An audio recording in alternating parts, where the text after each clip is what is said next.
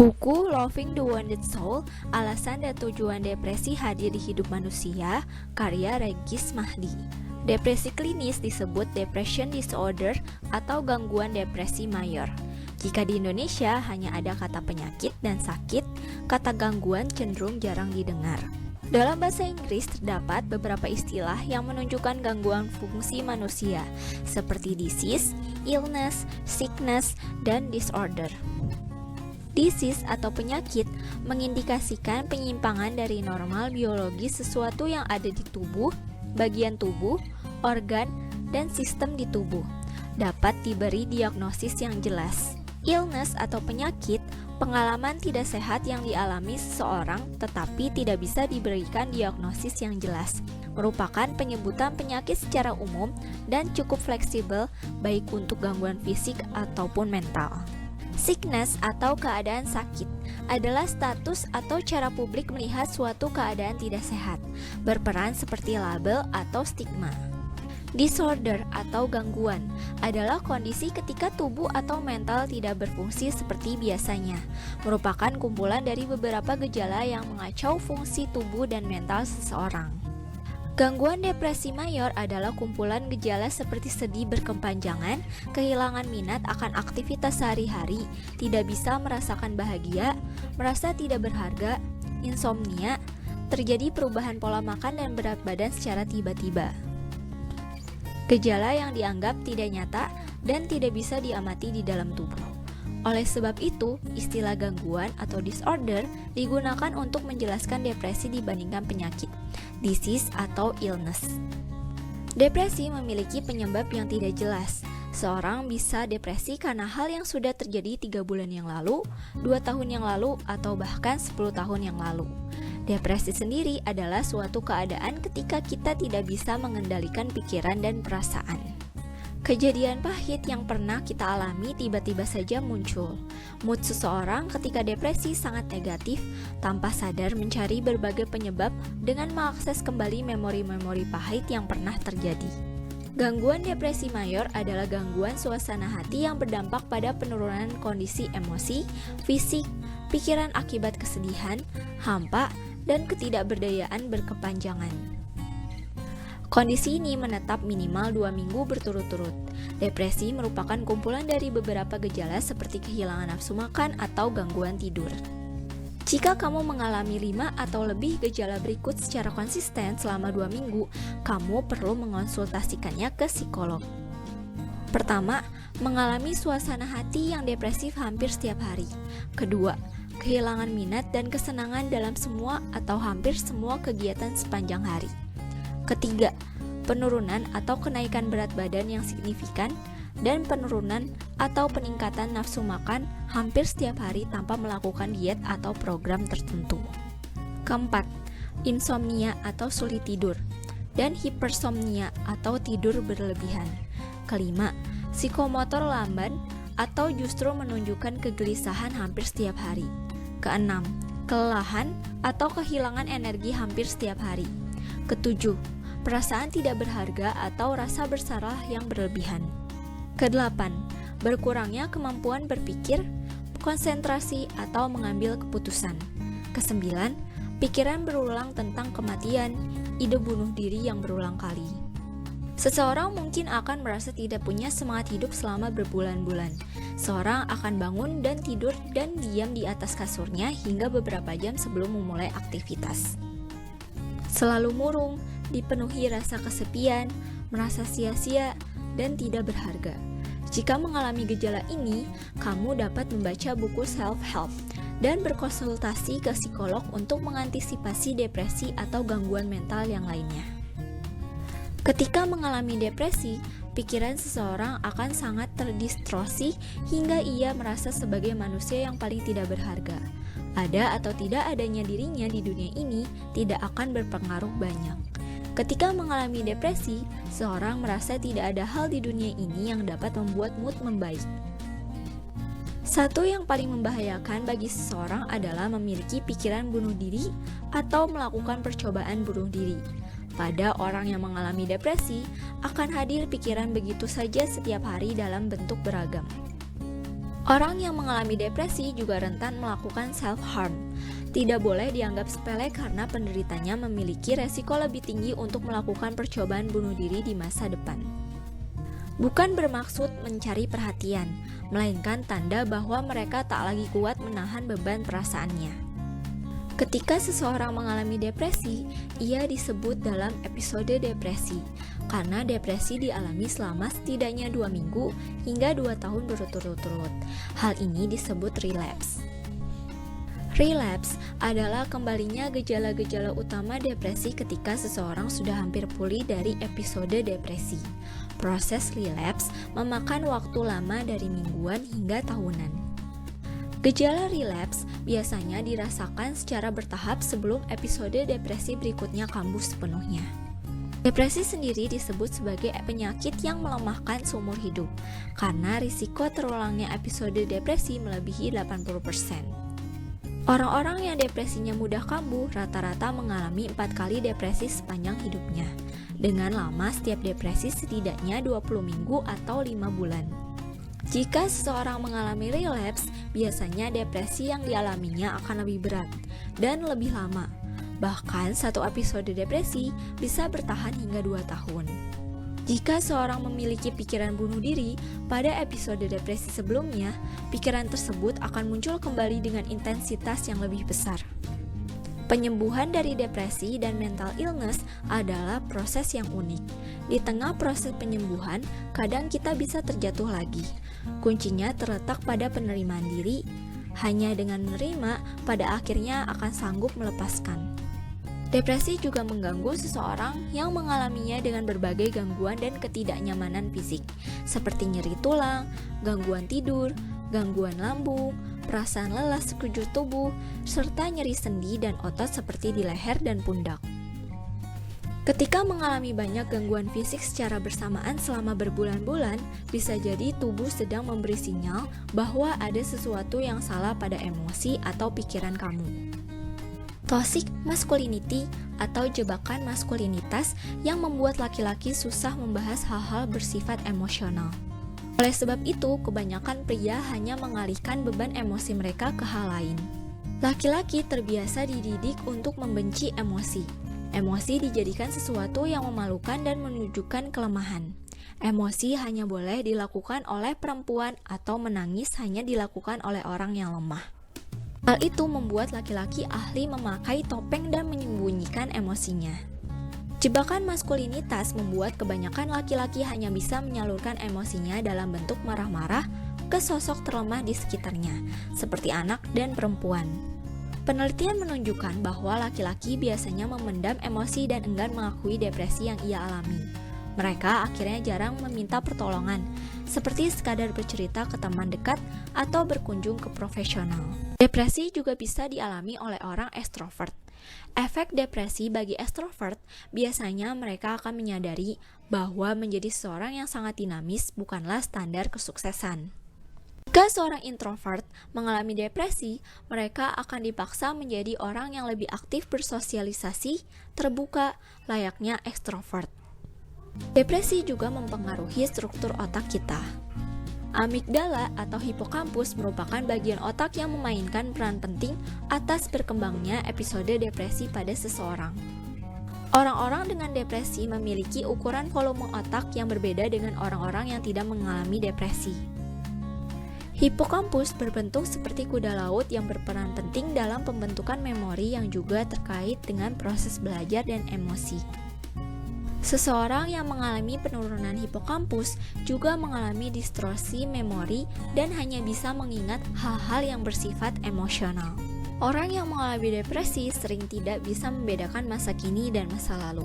Ketika seseorang mengalami depresi, volume hipokampusnya berkurang sehingga proses pembentukan memori di masa kini menjadi sulit. Amigdala adalah bagian otak yang berbentuk seperti kacang almond dan sangat berkaitan dengan deteksi bahaya, rasa takut, dan ekspresi emosi negatif. Amigdala sangat berperan dalam respon fisiologis dan perilaku terhadap rasa sakit dan hal yang tidak menyenangkan. Terdapat penurunan volume amigdala pada orang-orang yang mengalami depresi, menjadi sangat emosional dan mudah sedih. Habenula dan struktur otak lain.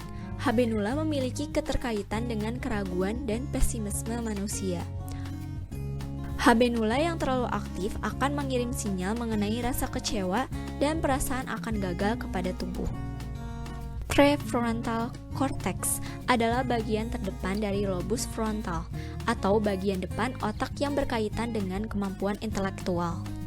Pada orang yang mengalami depresi, prefrontal cortex mengalami penyusutan volume selayaknya amigdala dan hipokampus.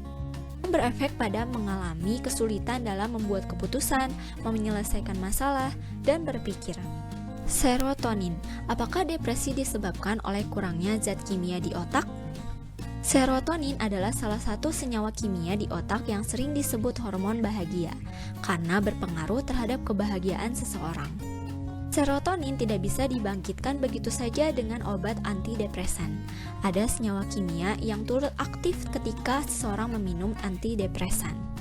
Antidepresan memiliki berbagai efek samping, misalnya insomnia semakin parah, rasa kantuk di siang hari, rasa lelah, mulut kering, keringat berlebihan, mual, pusing, dan lainnya. Penggunaan antidepresan dalam jangka panjang akan ketergantungan. Menghentikan antidepresan sama saja mengembalikan semua gejala depresi yang mereka alami, malah berkali lipat lebih intens.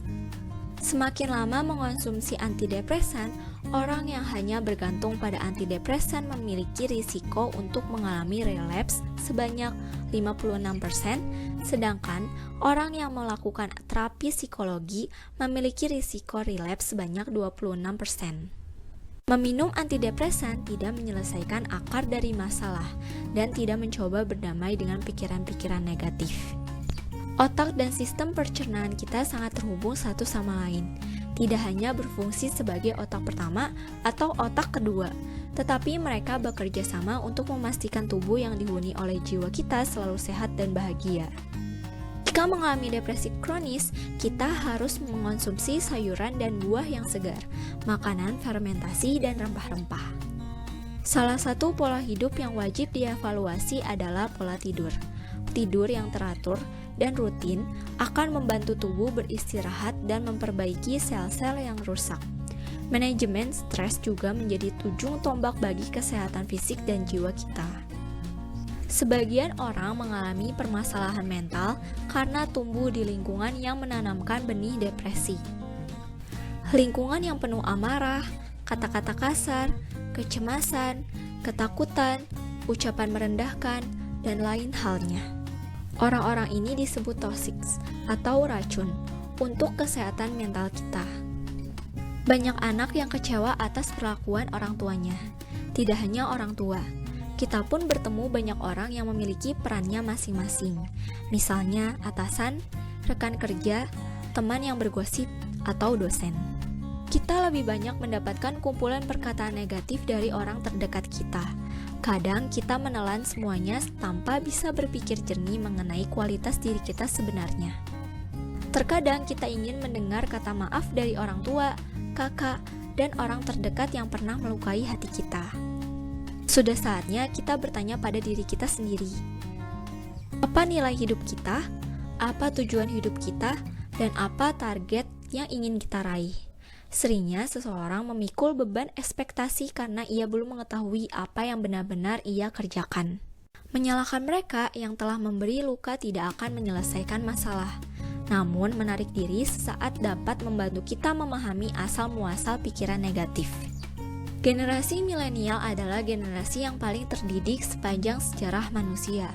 Ironisnya, generasi milenial juga merupakan generasi yang paling dibayar rendah. Perasaan tidak berguna dan menyusahkan, tuntutan untuk hidup stabil, memiliki rumah, dan melangsungkan pernikahan dengan megah menjadi salah satu beban sosial yang harus ditanggung generasi milenial. Otak manusia pada abad ke-21 terlalu banyak tantangan, stresor, dan informasi yang membanjiri otak manusia dari berita, lalu lintas, hingga bencana alam. Otak kita yang kecil ini tidak bisa menampung informasi yang terlalu banyak. Media sosial membuat kita selalu sibuk karena khawatir ketinggalan. Setiap saat kita dituntut untuk melihat segala hal yang sebenarnya tidak perlu kita ketahui. Sementara unggahan dari orang-orang hanya mencantumkan keindahan dan kesempurnaan hidup. Kita merenungi detail kekurangan dalam hidup kita. Manusia modern cenderung mandiri dan mampu mencukupi kebutuhannya sendiri, sehingga jarang berinteraksi. Semua kemudahan dalam mengakses kebutuhan dasar itu menyisakan pertanyaan. Jika semua itu telah tercukupi, untuk apa hidup ini? Manusia modern sama dengan manusia yang kekurangan makna hidup.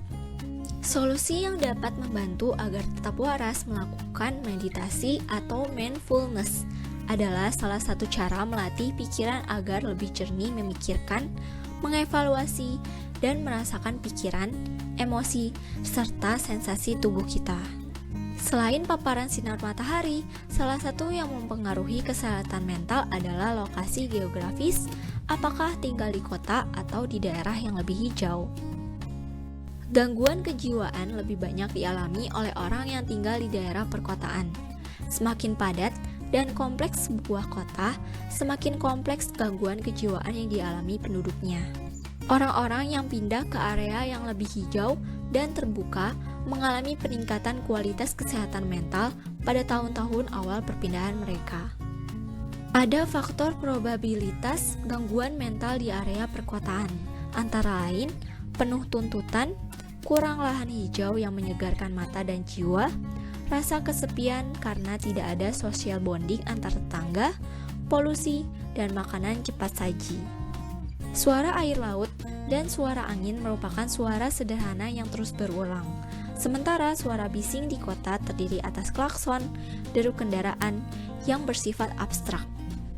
Kesederhanaan suara yang berulang membuat jiwa lebih tenang. Selain itu, pantai dan bukit menyediakan pemandangan visual yang homogen dengan warna-warna yang tidak terlalu rumit untuk dipandangi. Manusia adalah makhluk yang melihat 3 warna dasar, yaitu biru, hijau, dan merah.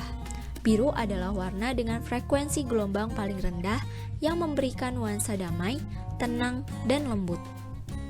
Kecenderungan universal manusia untuk mencintai dan kembali ke alam.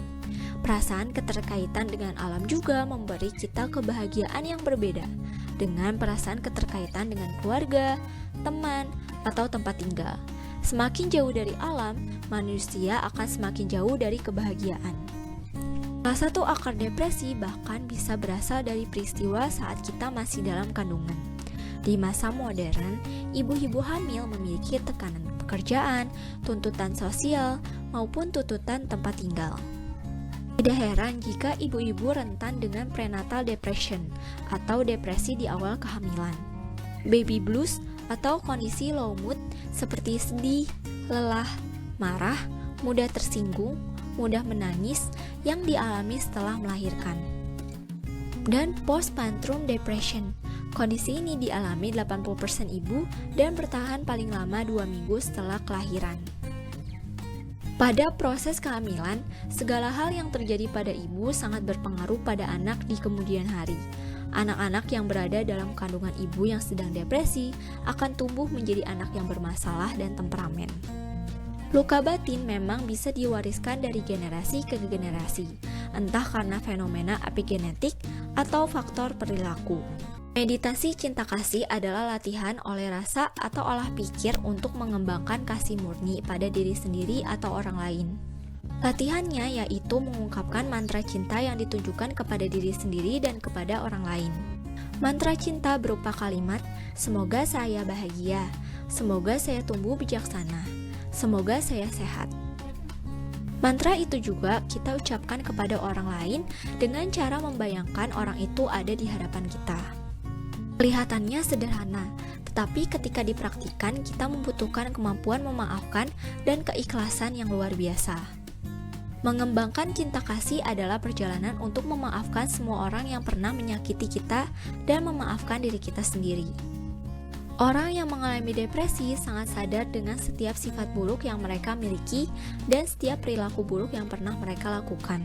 Luka dapat mengajarkan seseorang untuk lebih peka terhadap kondisi mental dan emosi orang lain. Demikian video ringkasan buku Loving the Wounded Soul, Alasan dan Tujuan Depresi Hadir di Hidup Manusia, karya Regis Mahdi. Semoga video ini bermanfaat. Jangan lupa untuk nonton video ringkasan lainnya. Nah, sampai jumpa di video selanjutnya.